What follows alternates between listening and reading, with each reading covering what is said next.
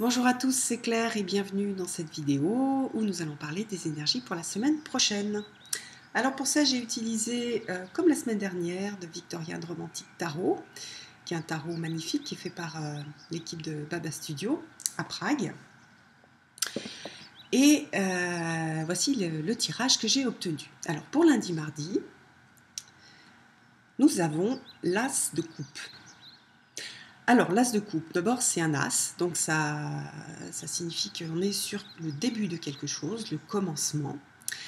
Et puis on a, comme on voit dans l'image, donc quelque chose de très aquatique, donc on est dans le domaine de l'eau, hein, les coupes sont associées à l'eau, et l'eau est associée aux émotions. Donc on va être sur un commencement lié à une émotion. Donc une émotion, ça peut être dans un domaine amoureux, bien sûr, mais aussi, et certainement pour beaucoup d'entre vous, ce sera la naissance d'un désir, d'une envie.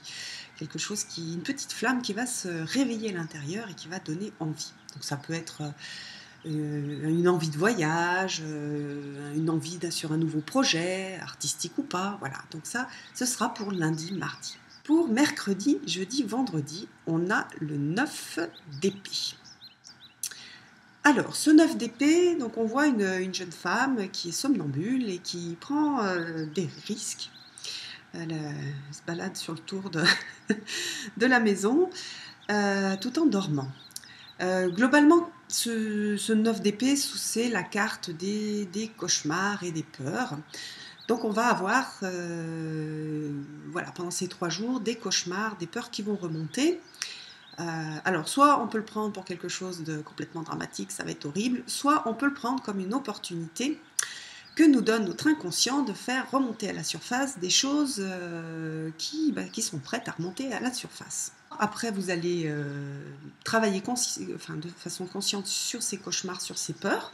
Donc ça, c'est pour les gens, soit qui suivent une thérapie, soit qui travaillent sur eux, qui font du travail de l'ombre, du shadow work, comme disent les Américains. Ou alors, vous laissez faire. De toute façon, notre cerveau est quand même assez bien fait. Donc il va de toute façon traiter l'information et refaire remonter à la conscience un certain nombre de choses. Ça, ce sera pour mercredi, jeudi, vendredi.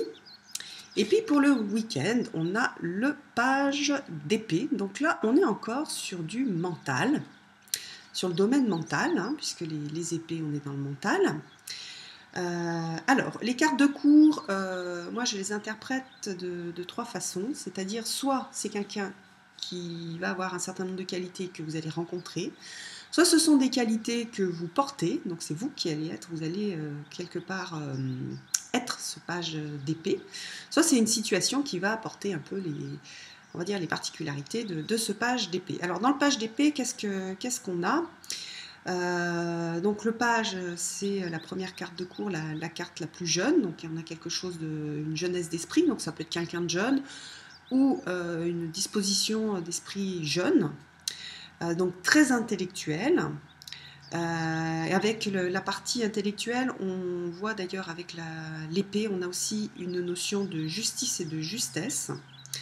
Donc voilà, quelqu'un, peut-être un étudiant, quelqu'un qui étudie quelque chose, qui étudie une nouvelle chose, hein, qui n'est pas forcément jeune, mais par exemple, si vous vous lancez dans le tarot, ça peut être vous en train de commencer à étudier un livre sur le tarot.